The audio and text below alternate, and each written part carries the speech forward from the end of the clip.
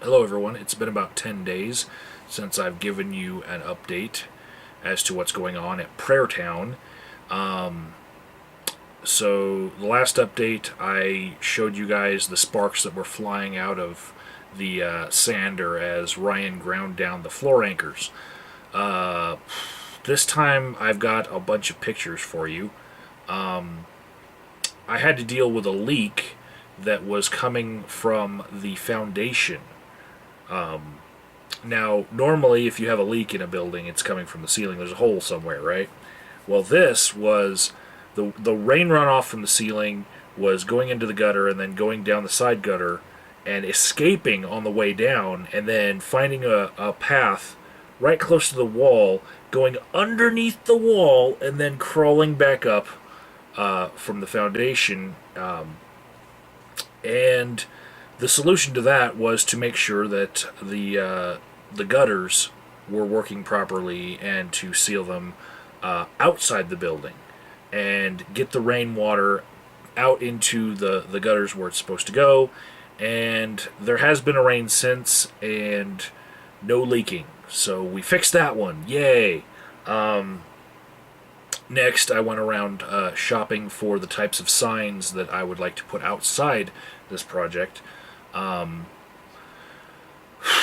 So I don't like square signs. I don't like rectangles. I like signs that look like there was a bit of artistry and work put into them. So I've looked at a couple signs that I want to draw inspiration from. I've seen a whole bunch of signs downtown shopping around, and I've looked at who made those signs, and I'm not going to go with square. Screw squares. Then I bought a drop safe because you can't have that much cash in a cash register, no matter what neighborhood it is.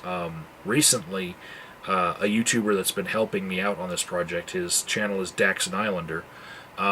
He was working his day job, which is right next to a bank called Key Bank, where it was robbed. And the police thought that he might have seen something, so they questioned him, but he didn't see anything. But this was right next to the Air Force Academy's entrance. Very, very close there. In a very good neighborhood. And so I don't think the neighborhoods get much better than that. So I'm taking precautions. So drop safe it is. Not a lot of cash in the cash register is the plan. Then we've got Ryan, who took out his frustrations on there was a skate park thing in the east wing of the building, and it had to go, it had to be destroyed. And so Ryan, in one of his fits of rages about some other project, he went and he ripped this thing apart by hand. Problem is, it was in chunks that were too big for him to really dispose of. So then he took particular enjoyment into chopping it up into little bits.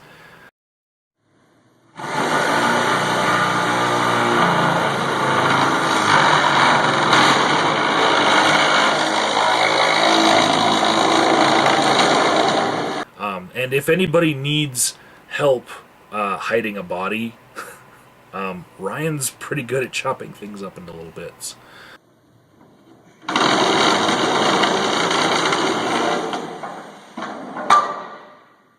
Not so good though at facing the horrible horror of climbing the 15-foot tall ladder. So a lot of painting got done with a sprayer this time to avoid all the issues of the paint that just likes to slide, because we don't want to see that issue again. And then here's a picture of Daxon Islander. You guys should check out his channel, but I call this picture Daxon finally finds the vajayjay. Yeah, we're having fun on this project all the time. So yeah, that's basically what's going on. We started putting down some floor paint after treating the floor, and as I was painting with the floor paint, a moth flew into my paint and it pissed me off.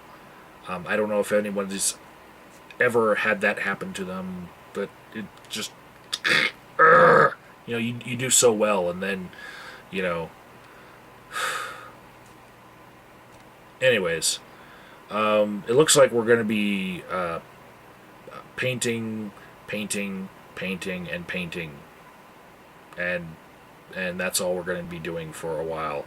But if any jokes happen, I will be sure to whip out my phone and catch them.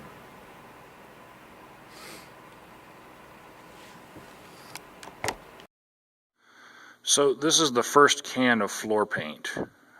This is an epoxy-based thing, and it's a color called Wild Horse from the Bear color spectrum. We picked it to match the Tana right there, and it's kind of a warm chocolatey color.